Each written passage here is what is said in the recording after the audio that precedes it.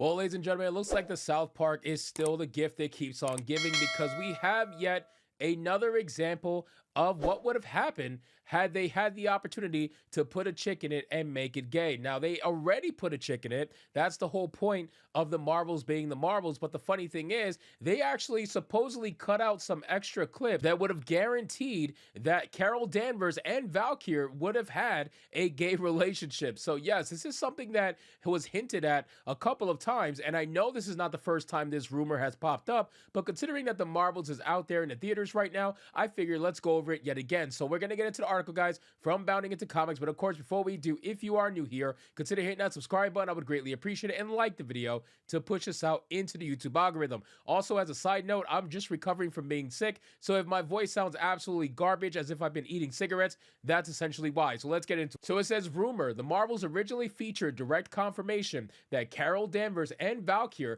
were once in a romantic relationship. Is anybody shocked by this? Seriously, I mean, not only do you have a gay relationship, but you also would have had an interracial relationship, which we all know that's what they love to showcase in today's modern entertainment. It says, in a film already packed to the brim with odd script choices and narrative misfires, Valkyrie's cameo in the Marvels may have been one of the most surprising. Taking place just after opening set piece of the film's second act, the scene in question sees Asgard's current king, as once portrayed by actress Tessa Thompson, for a brief stop upon Carol Danvers' personal spaceship, the Hootie. Responding to the Kree superheroine's request for assistance in relocating a handful of Skrulls whose temporary homeworld had recently been destroyed by Darbin, Valkyrie beams onto the Hootie in order to personally receive and shepherd said refugees to shelter in her new domain of New Asgard. Now, Valkyrie has essentially become the gay girl boss, of the MCU. They love pushing Valkyrie as much as they can. They kind of put her in a little bit of everything,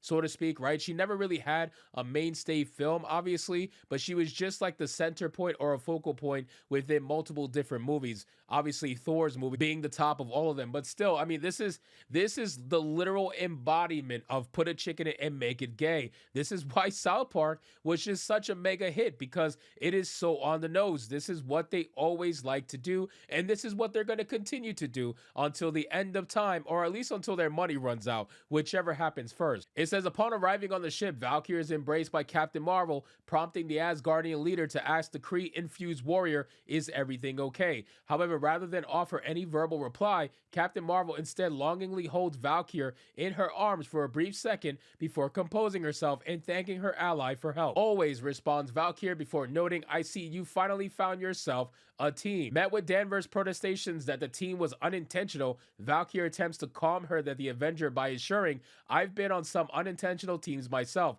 You can stand tall without standing alone. Take it from me, Marv. Informed that the Skrulls are finally ready to travel, Valkyrie then proceeds to close out her time in the Marvels by planting a kiss on Captain Marvel's cheek and wishing her, may our next meeting be joyful, before flashing back to Earth on the Rainbow Bridge. And that just makes the Rainbow Bridge even more ironic, don't you think? Like the fact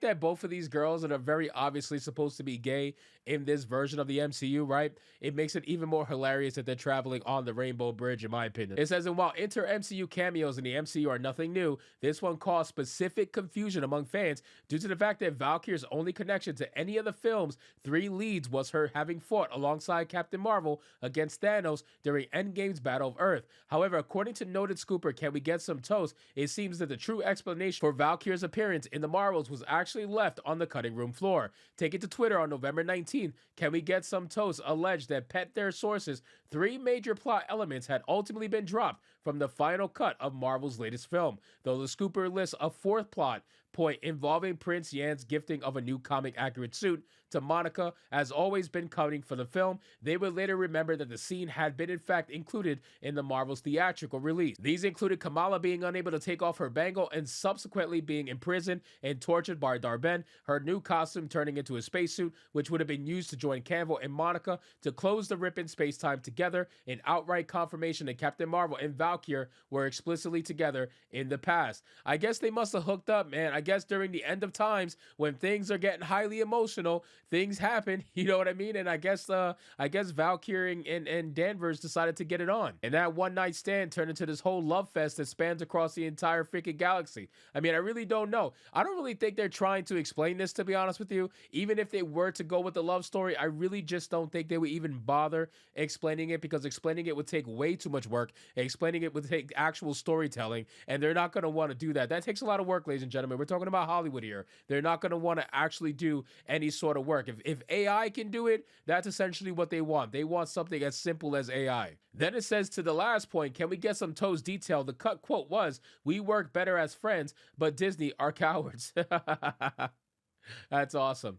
Curiously, should Marvel have gone through the canonizing a relationship between Valkyrie and Captain Marvel, one would have to wonder where it would fit within the MCU's timeline. After all, right after the meeting in Endgame, Carol, as per a flashback in her latest outing, spent the next few years until the Marvels traversing the deep recesses of space and raining hell down on Hala. With a schedule that packed, one wonders where she'd find the time to enjoy being part of Disney's ever-desperate attempts at rainbow marketing. Now, I do agree that they would not be able to explain this, but let's be real. These are the same people that made an Eternal come out of the earth, and nobody seems to know or talk about that Eternal anymore. That Eternal is literally in the water somewhere, looking like a freaking mountain, and nobody's questioning anything about it. Nobody's even referenced it, I think, once since the Eternals movie. So if you are relying on people that can make a decision that big and not reference it for multiple movies afterwards, I don't really think you're going to be getting many answers here. Let's be real, ladies and gentlemen. You're not going to get many answers from Marvel. They're just incapable, okay? Like, they write stuff for the current movie at the time,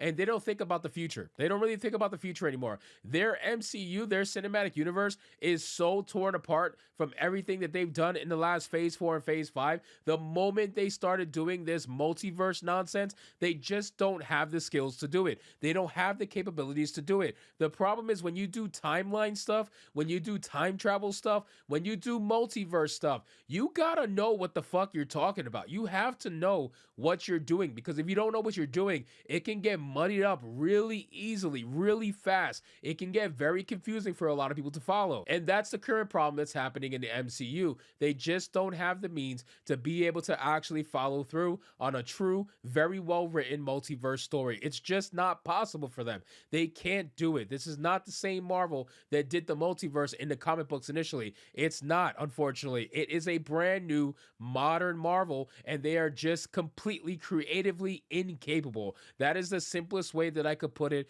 regarding current modern day Disney Marvel. So they could want to make her gay all they want, but they're sure going to have to do a lot of explaining, and they're just not going to bother at the end of the day. And if they do make her gay, is anybody really going to be shocked at that? I'm not. They already made Valkyrie as gay as humanly possible, so Carol Danvers being gay in the MCU, that's just another bridge that they're trying to sell you as being normal. So anyway, guys, thank you so much for watching this video. I hope you did enjoy it. If you did, consider leaving me a subscribe. I would greatly appreciate it. Don't forget to like the video, comment, let me know what you thought, and I'll see you guys on the next one. Hypnotic out.